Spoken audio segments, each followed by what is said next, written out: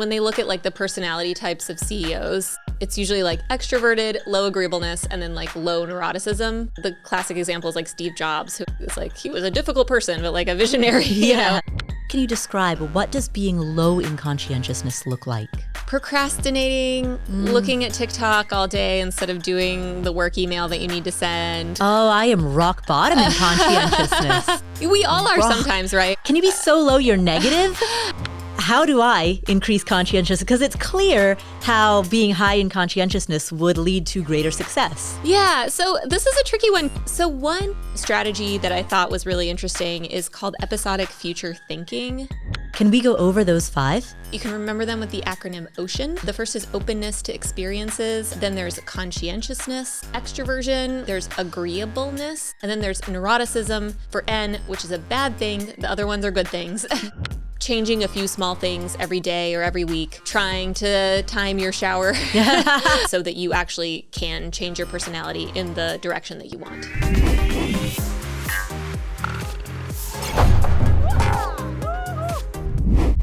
Olga, welcome. Yeah, thanks so much for having me. Thank you for being here. Olga, what is personality? Personality is the thoughts, feelings, and behaviors that come most naturally to you.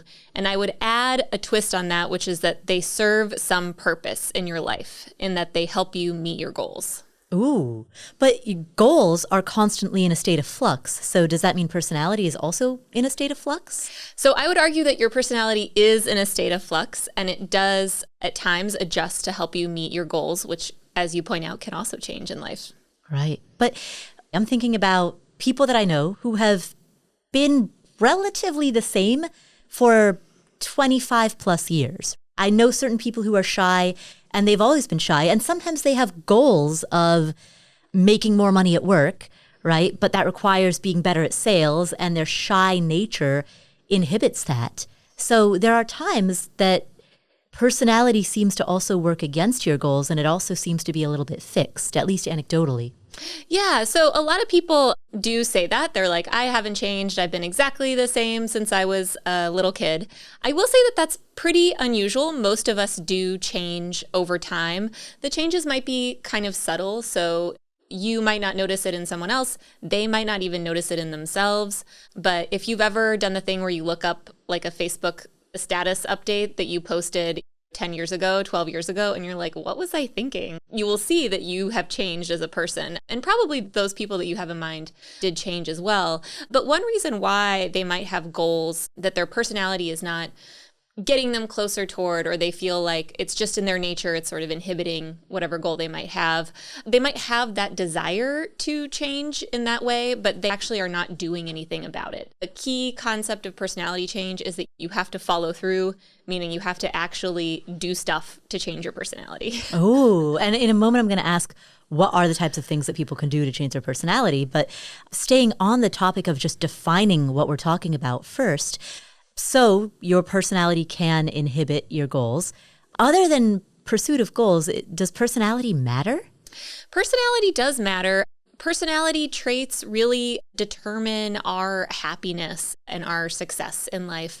So there's 5 personality traits, and higher levels on all of those traits tend to correlate with better well-being, better relationships, better success at school and work, even better health and longevity. So it is something where you should want your personality to help you in life. And in fact, if your personality is a certain way, you do tend to be slightly more successful. All right. So you mentioned that there are 5 personality traits. Can we go over those 5? Yeah. So you can remember them with the acronym OCEAN. The first is openness to experiences, which is like imaginativeness and creativity. Then there's conscientiousness, which is ambition, productivity, organization, timeliness, things like that. Extraversion, which some of us might be familiar with, which is sort of like being outgoing and cheerful and active. There's agreeableness, which is being warm and empathetic toward others and also trusting of others. And then there's neuroticism for N, which is a bad thing. The other ones are good things. Neuroticism is basically depression and anxiety. And the opposite of neuroticism is called emotional stability. But you mentioned earlier that having high scores on all 5 correlate with more success in life. Is that also true for neuroticism? No. So for neuroticism, you actually want to be low in it. A lot of us think that someone who's kind of depressed or moody or angsty is also a deep thinker and like a brilliant genius. But actually, neuroticism can really like cloud your thoughts and your judgment. It actually gets in the way of productivity and of doing what you want because you're always second guessing yourself. You're always seeing the negatives of things. So you actually want to be low on neuroticism. You want to be high on the others. But then the ocean acronym falls apart. I know. If you were to flip it, right? I wish there was a word with like 2 E's, but all the rest of the letters in ocean, because then they could really redo that acronym. Can you talk about how the Big 5 personality traits were originally developed in the research? Yeah, so the Big 5 really come from trait theory, which means that people's personalities consist of traits, of adjectives, basically. Starting in the early 20th century, various researchers, starting with Gordon Allport, kind of pulled words from the dictionary that could be used to describe people. And at first they had thousands of words like this, and then they would narrow them down and narrow them down and narrow them down until there weren't any synonyms in the list. So one of the versions, I think there was like a 16 trait theory at one point, and it had like perfectionism or something. But that's a lot like conscientiousness. What they basically did is like they went until there were no more synonyms. So none of the Big 5 are synonyms with one another. They're all like completely distinct. And as researchers were kind of quizzing people about their personalities and sort of asking like, okay, do you tend to be like this or like this? They sort of found that people were basically describing the Big 5. That they were like saying, I really love going to parties, but I'm also really anxious and I love to try new things. They're like describing the Big 5 there. And yeah, so they just settled on the Big 5 in the late 80s, early 90s and have run with it since. But Allport's research, I mean, that was back, during the Ottoman Empire, wasn't it? It was like in the 19 teens and like early 20s. Right. Yeah. So it took 60 years before they really settled on it? Yeah. That's because there was just so many different theories of personality. And at the same time, you had a bunch of stuff that was like kind of pseudoscientific. So things like the Rorschach test became popular in this intervening time where they thought you could determine what a person's like by showing them like a really confusing picture, like an ink blot in this case, and being like, what do you think this is? And then if someone says, it's my mother, then they're this way or that way. Freud had theories about child sexual impulses that didn't really pan out. And so there were a lot of different competing theories about personality, but none of them really stood up or like held up with repeated testing and studies like the Big 5 did. All right. My understanding was that the original idea was that the Big 5 traits are fixed. Yeah, that was one theory at the beginning. There was one study that was very influential early on called set like plaster. So essentially this idea that like once you are a person, you're set like plaster and you never change. More recent research has started to question that idea. So there's one kind of concept, which is that like we all change over time. So in studies that follow people over decades and decades, most of the people in that study will have changed on at least one personality trait over the course of their lives. It could be for different reasons. It could be because of life events. It could be because of environments that they find themselves in. But most of us do end up changing a little bit, even if we don't try to, even if we're just living life not doing anything in particular about our personality. Now, if you actually try to change, I'm talking about things like therapy, medication, new friend group, going to college, changing your career, doing things that actively change your personality can make it change even faster. You mentioned earlier that in order to change an aspect of your personality intentionally so that it's more aligned with the pursuit of your goals, you have to be really focused on doing it with intention. So I want to talk about how specifically to change each element such that it's more conducive towards meeting your goals. Because I know a lot of the people who are listening to this right now have particular financial goals or career goals or just life goals, but they may find that elements of their personality actually inhibit their goals or their desires. And so I want to kind of break down each one of the Big 5 in terms of how a person listening to this can change their orientation in that if they want to. And let's just go in order of the OCEAN acronym. starting with openness to experience. So first, can you describe what does it look like if a person is low on openness to experience? Low on openness would be, hey, do you want to try a new restaurant tonight instead of the same place we always go? No, I like the same old place. Hey, do you want to check out that new foreign film everyone's like talking about? It's really avant-garde. No, let's just watch like the latest Avengers movie. Hey, do you want to maybe go to this country where we don't speak the language and like everything's super new and unusual? No, I don't think so. That wouldn't be right for me. So it's sort of just not wanting new experiences. And how does that play out? Let's say that there's a person who wants new experiences in certain dimensions or certain domains, like maybe they're very open to traveling internationally, but the idea of starting a side hustle completely freaks them out because even that toe dip in the water of entrepreneurship just feels a little bit too radical. Or vice versa. How do we assess where we stand when openness might be domain specific? Oh, that's interesting. I did talk to someone like this. I think it's a good illustration here, which is she was very open to things, loved like art and like music and generally like kind of a creative, fun-loving person, but she was an extremely picky eater, even as an adult. Very, very, very limited diet, very beige, potatoes, like no fish or sushi or anything like super interesting or like kind of creative foods or anything like that. This is as an adult, so not just like the 5-year-olds eating like chicken nuggets. And really what changed, like the thing that inspired her to change is that she fell in love with someone who was like a huge foodie. And he always wanted to go to restaurants, and they were always restaurants where there was like nothing that she could eat. And so she sort of just started to question, okay, is it true that there's nothing here I can really eat? Is it true that all of this would be disgusting to me? And then she kind of just started really slowly. Like you said, dip your toe in. And that's really what I would recommend for someone in that situation is just kind of a small foray into the unknown. So if you're really, really uncomfortable with something, you don't have to jump into the deep end and do the most extreme version of that. You can kind of inch your way into it to see if it gradually becomes more comfortable.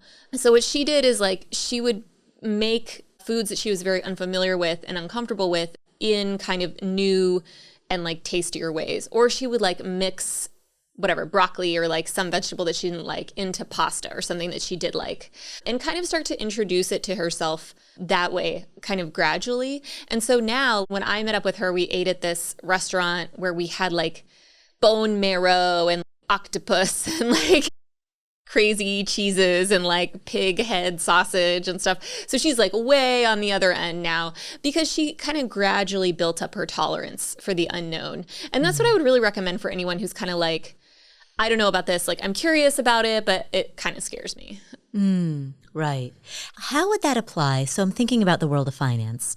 And for certain things, like let's say buying an investment property, there's such a high barrier to doing so that even entering the field feels like a leap rather than a step.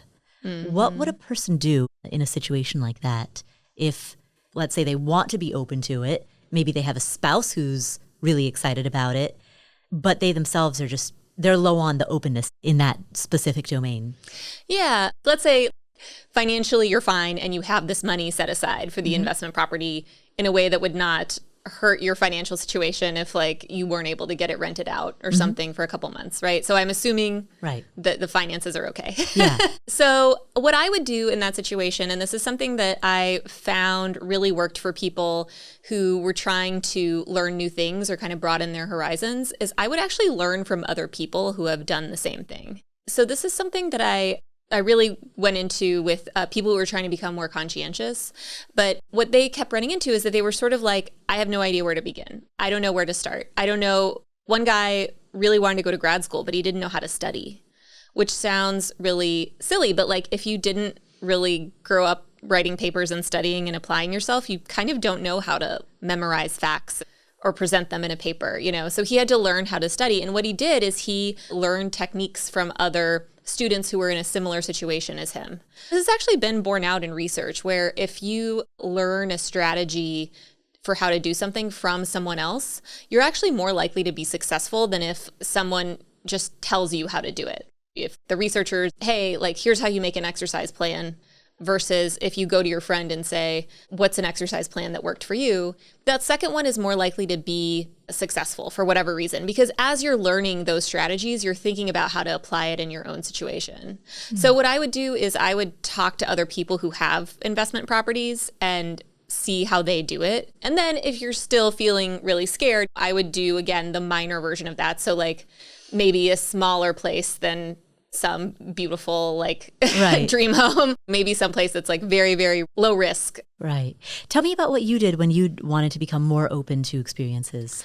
So for me, I was already really open when I started, but I kind of wanted to experiment with like what happens if you try to increase openness even more. I did what's called a peak experience, which is sort of a inspiring experience that people might have. It can be in nature. It can also be not in nature. Like, so a lot of people describe giving birth to their child as a peak experience. And so for me, that was surfing, which I had never done before. I'm just like not very sporty or aquatic. So it was like a totally new thing. And I was a little scared. I'm very afraid of sharks. I'm not like a friend to ocean creatures. And so it was really interesting because it completely like just absorbs your entire brain trying to do this new thing that is very physically challenging, but also you have to kind of constantly be watching the waves and pushing up and timing everything just right and like making sure you're in the right position on the board. So for me, that was like a really good way of like getting out of my head and sort of trying this new thing in an all-encompassing way. Nice. Now, you mentioned conscientiousness following the OCEAN acronym, OCEAN. That leads us perfectly from openness to our second point, which is conscientiousness. So first, can you describe what does being low in conscientiousness look like? Procrastinating, looking at TikTok all day instead of doing the work email that you need to send. Oh, I am rock bottom in conscientiousness. We all are sometimes, right? Can you be so low you're negative? I'm pretty sure you're not negative conscientious because you wouldn't have this like podcast. But these are, you know, like the typical teenager sleeping through class, being late, dog ate my homework type. Yeah, that's low conscientiousness. Yep, rock bottom, claiming like a 0.0001 on conscientiousness on a scale of 0 to 100. Okay. All right, so how do I increase conscientiousness? Because it's clear how being high in conscientiousness would lead to greater success. That seems pretty evident just from your description of what being low conscientiousness looks like. Yeah, so this is a tricky one. People who are low in conscientiousness like kind of don't know how to get there. So that's a common problem. So one strategy that I thought was really interesting is called episodic future thinking.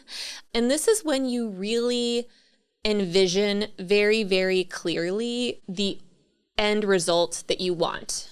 So let's say you are procrastinating on a PowerPoint presentation that you're going to present to like a team at work. Episodic future thinking is basically like, okay, take a minute and stop and think about that day. You're giving the PowerPoint. It's like beautifully designed. You're so eloquent. Your boss and everyone else applauds and is like, wow, you're such a star. They all order like your favorite sandwiches from the deli afterward. You all have like this amazing lunch with your coworkers. It's just a great, awesome day, right?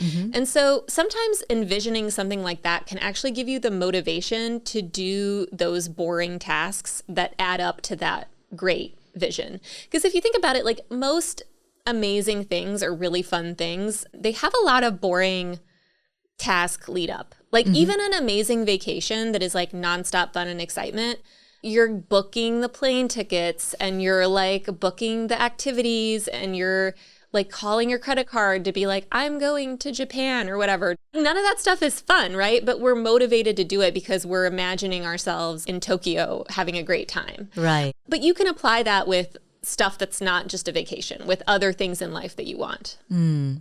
Yeah, I, for a while on Instagram, would share whenever I would travel. Rather than share the travel photos themselves, I would share photos of, I'm packing my suitcase. I'm getting a lift at 5:30 a.m., Yeah. you know? Yes, yeah. Oh, now I'm at the gate, right? Yeah, Like, I'm waiting for like an hour and a half because I was yeah. Yeah, exactly. And the whole documentation would just end there, right? Like I would just show the transit element because so much of the time what we see, especially on social media, on Instagram, we see that end result. We see that beautiful vacation and we don't see the 5:30 a.m. wake up to get to the airport. Yeah, exactly. And so what episodic future thinking really does is it helps push you through the 5:30 wake up for a work presentation or for, and maybe you're imagining getting a raise or getting a promotion or getting a new job. That kind of stuff can be really motivating. Yeah. What I hear in that answer are elements of like visualization. Would that be a good comparison to draw? Yeah, it is sort of like visualization. And I don't mean to imply that it's like the secret, like if you believe it will happen. Like you have to be actually doing the stuff that like leads to that thing. But it kind of just makes those goals a little bit more concrete and present. And some people actually find that it's more motivating to think about like a negative outcome that they're trying to avoid. So like their boss yelling at them or like everyone being super disappointed or something like that. I mean, for some people that is like more effective to like get them going than a positive outcome. So it kind of just depends on whatever is like more motivating for you. Other than episodic future thinking, are there any other tactics that can help move a person higher in the realm of conscientiousness? Yeah, so this is going to sound kind of funny, but one thing that came across is that the people who became more conscientious did it by simplifying and streamlining a lot. So some of it was like literal physical decluttering, like cleaning, throwing a bunch of stuff away and having fewer belongings can actually make it a lot easier to find things. You spend less time looking for stuff. Your space feels clearer, so you just feel less like burdened by your stuff. They also really streamlined their commitments and the things that they had to do. So if there was like extra activities or meetings or just obligations that weren't providing value for them, they would kind of just find a way to offload those or to stop coming to those basically so that they could focus on what really matters. And even like the guy who I interviewed who had never written a paper before, really what switched for him and made him a lot more conscientious was focusing on one subject area that really was interesting to him as opposed to taking like gen ed classes that like surveys of like lots of different things that maybe weren't as interesting to him. So honestly, just like finding ways to simplify as much as possible because you will inevitably do better if you have less to do. Although that does fly in the face of that competing theory of if you want something done, give it to a busy person. Right. Yeah, I mean, and I've heard that too. And I do think that like some people who are super conscientious already and have a lot going on do find a way to like squeeze more stuff in. But I think if you're still working on conscientiousness, if you are late a lot, it's probably not a good idea to like squeeze even more stuff into that half hour before you have to leave because, by the time you're finished with that email, by the time you call the Uber, by the time you find your shoes, it kind of all adds up. And so that's where that kind of decluttering principle is coming from. We'll come back to the letters EAN in a moment. I want to share with you, so on this subject of time blindness and low conscientiousness, you can see I'm reading from my phone. This is an actual conversation that I had with a friend. Friend said, want to head out at about 2:45? And I said, I need to take a shower. And my friend said, okay, so 2:45? And then that's a non-answer. And I said, I don't know, I'll let you know. It's a bit of a time warp. And then I just started sending literal like play-by-play updates. So my next text was officially out of the shower. My next text was dressed, wearing deodorant, eyeliner on. Next text was purse is packed, followed by putting on socks, followed by putting on jacket, followed by just hit the elevator button. That's great. And then my final text was in the lobby, right? And was it before 2:45? It was 3:10. Okay. It was 3:10 p.m. Okay. So close. Not quite. But I had no idea how to estimate that time. Yeah. I just had no idea. And rather than make a promise that I wouldn't be able to deliver on, I was like, I'm just going to deliver a play-by-play right here so that way I'm setting expectations accordingly. Mm-hmm. And because I really just don't know how long things take.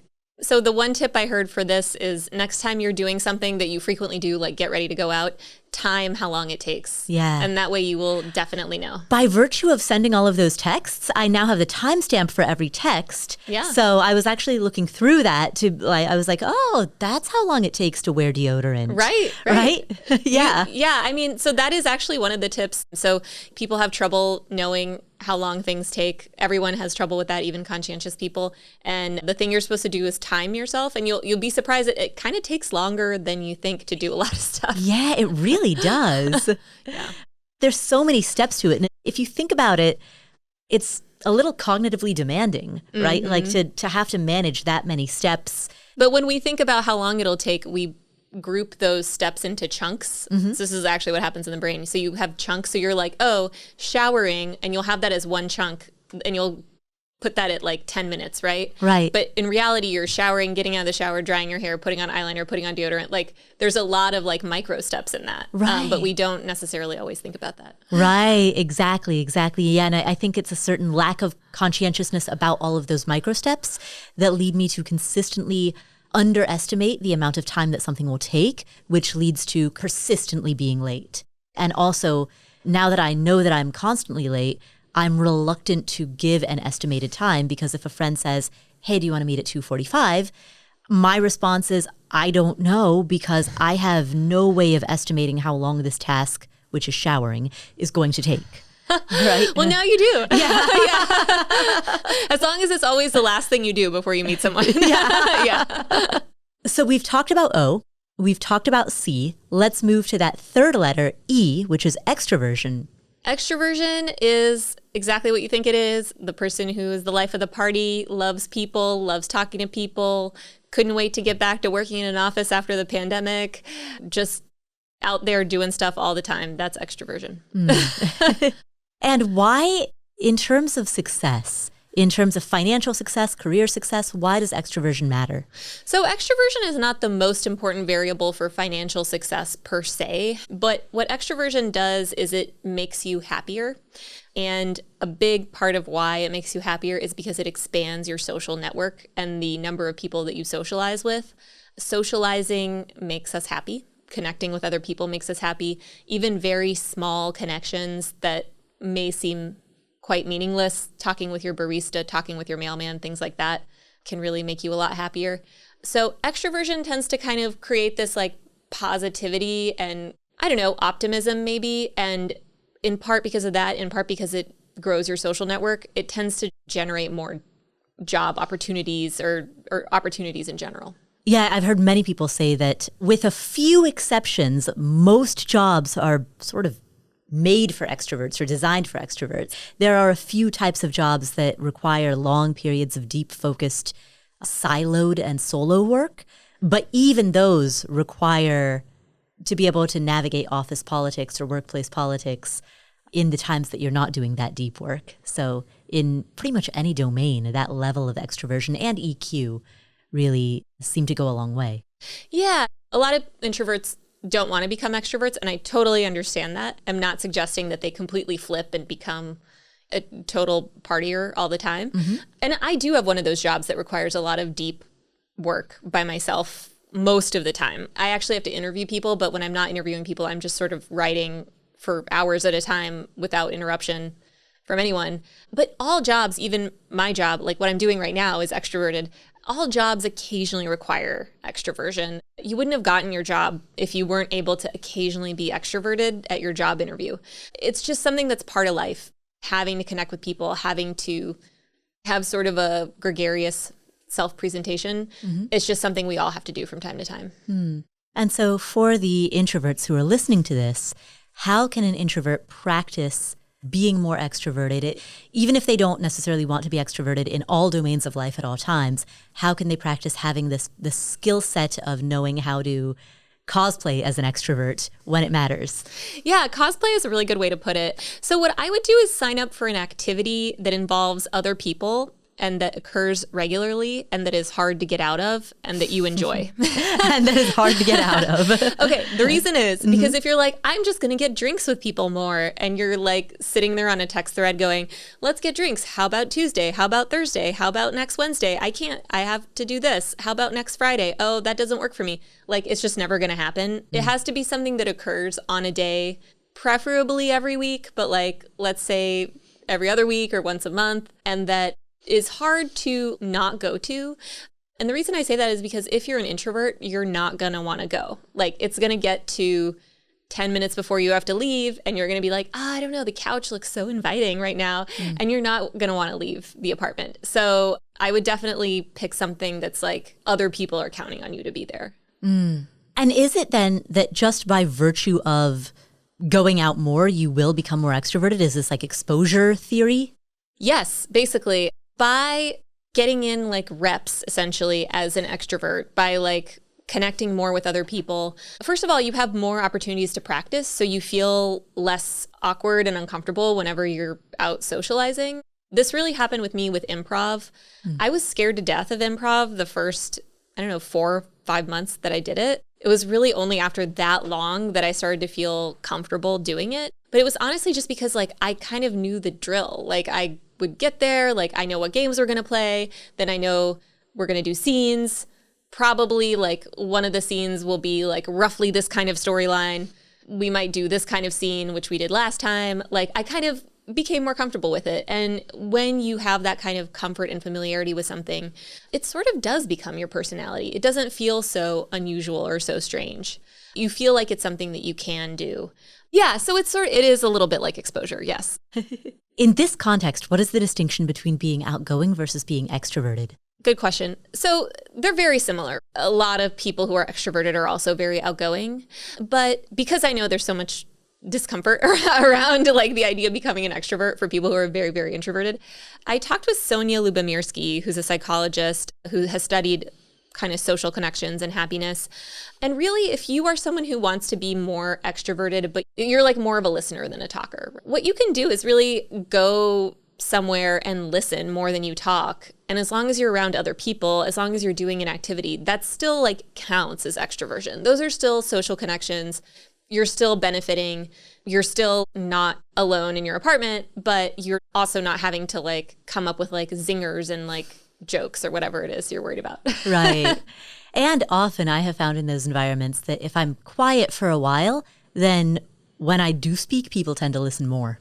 Totally. Yeah. I ran a meetup group for a while based around foreign film. And it was interesting because, first of all, everyone there was very introverted. So it was like a lot of silence sometimes. But the people who would say the least often had the most knowledge about the film. It's just that like they were kind of like waiting to unleash it. So that's also a form of extroversion. Right. Are there cases when it comes to success or the pursuit of goals when it could be beneficial to be more on the introverted side? Yeah, definitely. So there definitely are jobs where you do need to really love being by yourself and being quiet and doing deep work. My job is an example. A lot of people who might work in finance or accounting, even like programming, things like that, a lot of those folks are very introverted and it benefits them. So even extreme extroverts, the same could be said that they often have to like practice being introverted. They have to live more of an inner life sometimes in order to succeed at their jobs. We've talked OCE. Let's talk about the next one, A, agreeableness. It seems to me that this would be healthy to a degree, but up to a certain threshold, agreeableness is pro-social. But beyond that, agreeableness is actually... It can be like people pleasing almost. Yeah. Right. Yeah. You don't want to be too agreeable. You actually don't want to be extreme on any of these, right? Like even emotional stability, which is like low anxiety, it seems great. But if you've ever met someone who has no anxiety, they're like late for their flight. And I don't know, I didn't book a hotel. Like, let's just wing it. Like they're not anxious enough. So you want a little bit of disagreeableness, or at least you want disagreeableness on occasion, right? Like whenever I have a child, so I'm like making doctor's appointments for him, and the waits for these appointments are always long, and like Sometimes I've had to be like, hey, no, I need to get in right now. Like, he's really sick. Like, get me in ASAP, find something. Right. And that kind of like bossy attitude is pretty disagreeable, but it's also like, I would argue, necessary in some cases. Right. It was self-advocacy. Yeah. Self-advocacy can sometimes be non-agreeable. Yeah, be absolutely. disagreeable. Yeah. But we all have to do that at times. Right. And that's normal. Right. So how do you know if you are trying to be high on agreeableness? How do you know when it is a healthy dose versus when it's excessive? Yeah. Well, so I actually took a scientific personality test throughout this process that I was working on this book. It's at personalityassessor.com.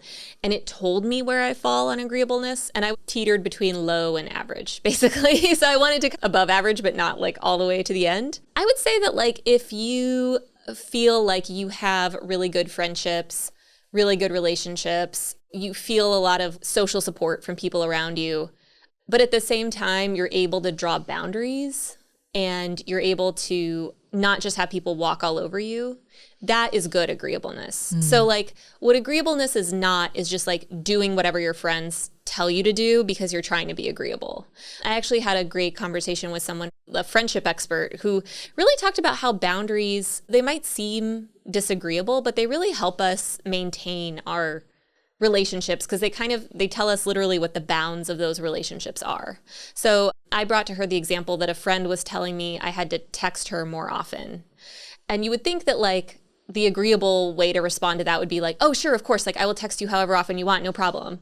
But really, like I'm not a big fan of just texting for fun. Like I just don't really all day text. Like I know a lot of people do, and I'm like the only person on earth who doesn't do that, but I just don't. I literally text my friends to say, I just put on deodorant. Yeah. I mean, like, honestly, that's probably great, like healthy, but I just never got in the swing and I don't know. I'm never going to get there. And so I was like, what should I do about this texting situation? She's like, you could tell your friend, like, hey, I'm not a big texter, but like, I want to keep in touch with you in other ways. Like, could we do a weekly like email exchange or like a weekly phone call, Zoom, FaceTime, whatever. There's a million ways to like keep in touch. That's like a healthy form of agreeableness because you're not letting someone just dictate what you're going to do, but you're also letting them know that they're important to you and that, you know, you want to keep the relationship going in a way that works for both of you. What can a person do to increase their level of agreeableness? How does a person be intentional about this domain? So one super interesting thing that I did was I went to a conversation workshop in London, which was all about how to have more meaningful conversations. And it was really interesting because I thought I was an expert at having conversations because I'm a journalist.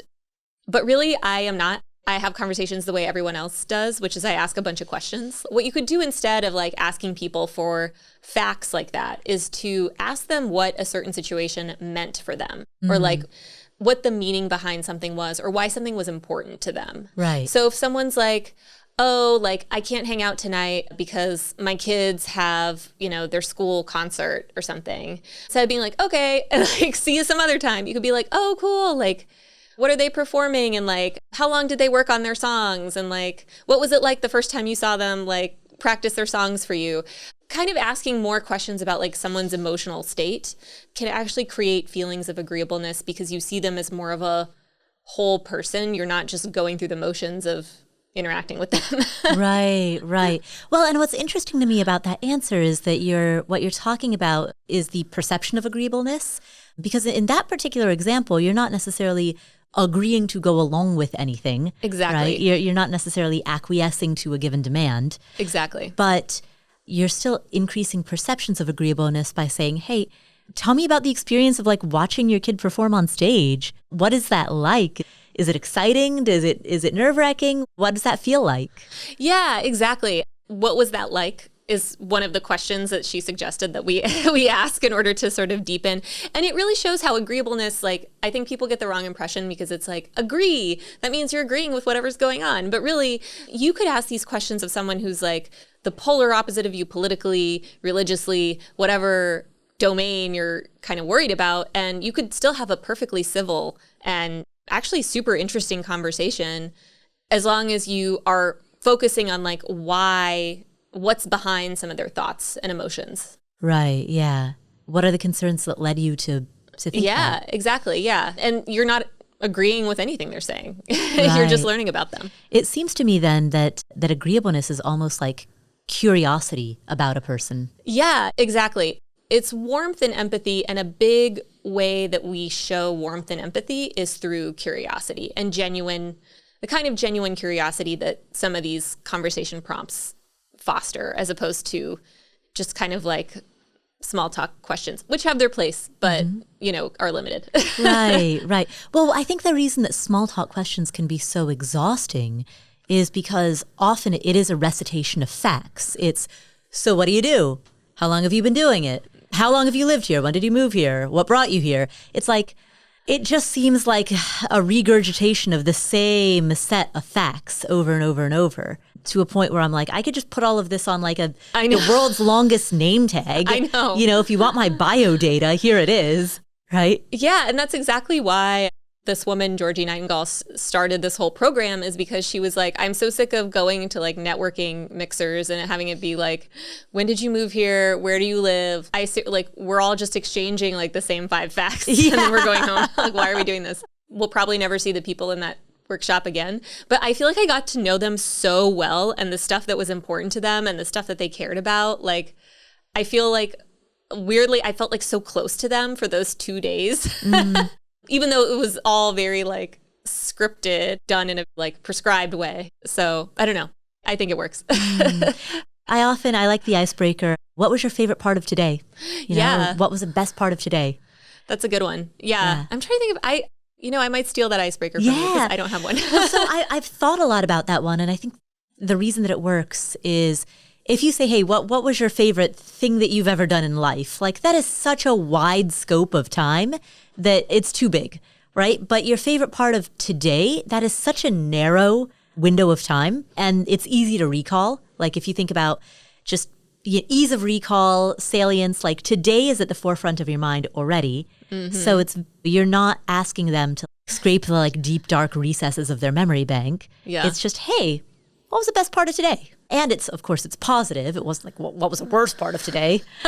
Yeah, my mom's group that I'm in does something similar. In the very postpartum period when we would gather, we would like ask each other the highs and lows. And so that did have a negative element. But I think that part was important because like so much kind of bad stuff happens postpartum, if I'm being honest. It's like stressful, babies cry all the time. So it's like nice to give the person that like release of like this very frustrating thing happened, but then also to have that like positive recovery from it where you're like, but the baby smiled at me for the first time, or, whatever happened. So, yeah.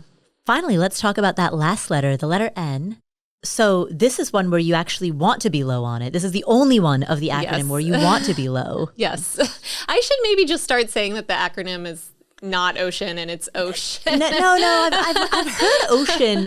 I've heard it from multiple sources. It's a common acronym for the big 5. I know, it's so confusing. But yes, neuroticism, you want to be low on it. Right. Can you describe what that looks like? What does being low neuroticism look like? And conversely, what does being high neuroticism look like? It's like a woman with low anxiety.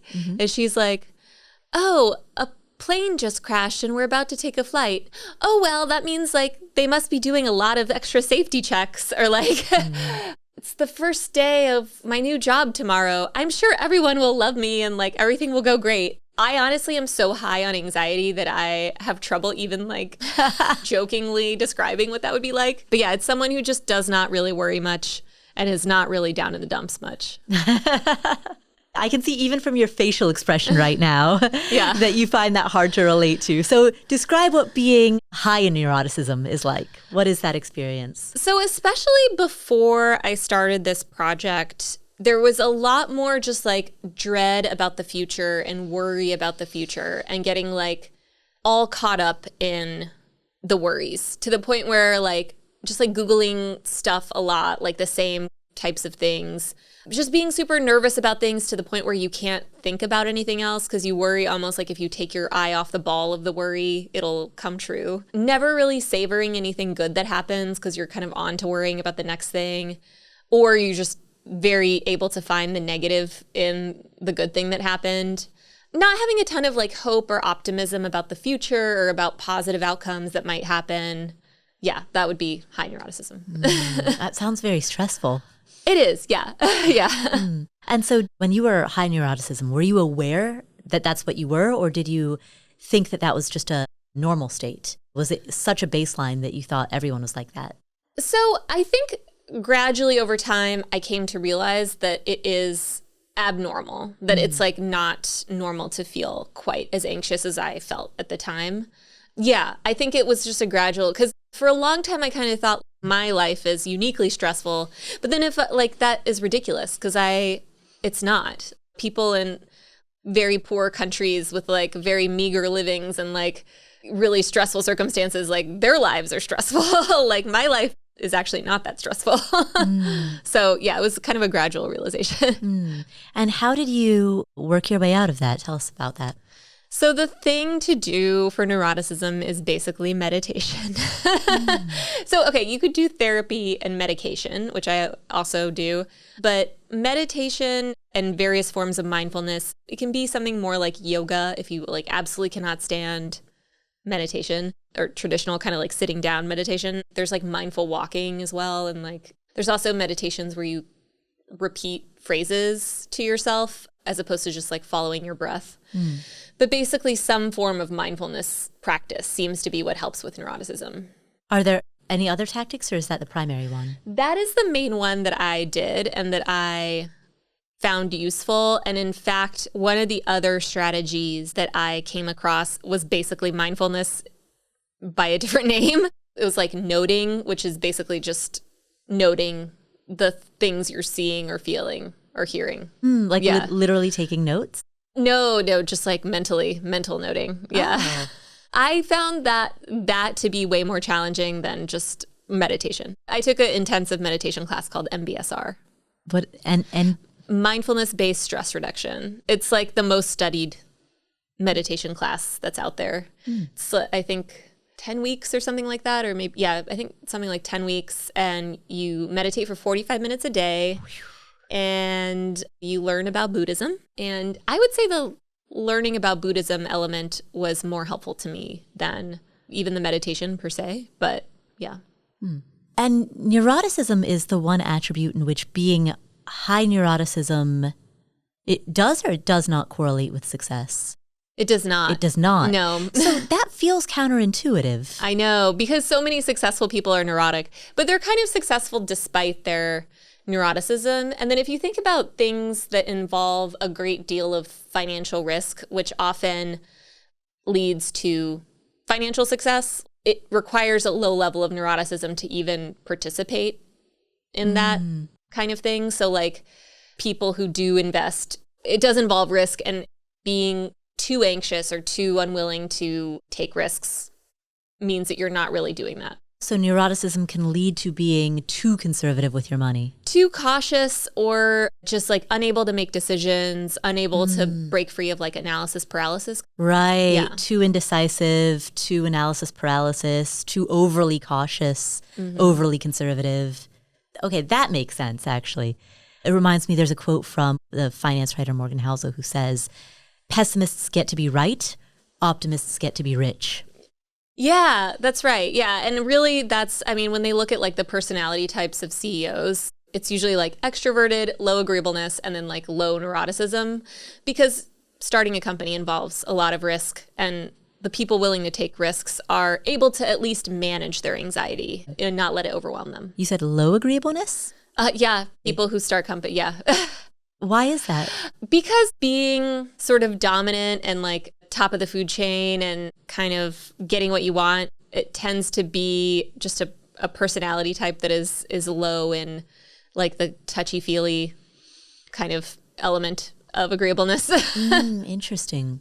Okay, high extroversion, low agreeableness, and low neuroticism. So the low neuroticism leads to the confidence to be able to take risks. Yeah. The low agreeableness means that you have strong leadership, and I'm strong not saying, vision. I'm not saying people are going to love you. The classic example is like Steve Jobs, who was like, he was a difficult person, but like a visionary, you know? So that's what they're talking about there. Right. And then the high extroversion, so you can be around a large team pretty much 24/7 during all your waking hours, and that doesn't drain you. Exactly. So yeah, that makes sense. The Steve Jobs prototype is actually a perfect example of that, because you can really see that in what's been written about him. Mm-hmm.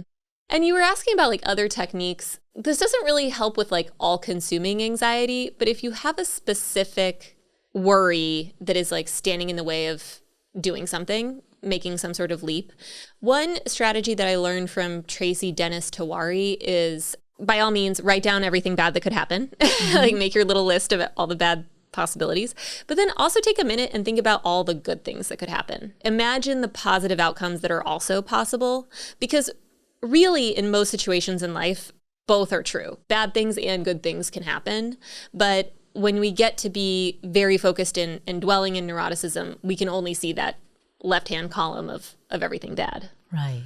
So we've now covered all 5, the entire OCEAN acronym. Do you have any sort of overarching takeaways for this audience in terms of how to use the concept of understanding the big 5 personality traits and understanding that these are malleable and that we can choose to move along this spectrum if we want to?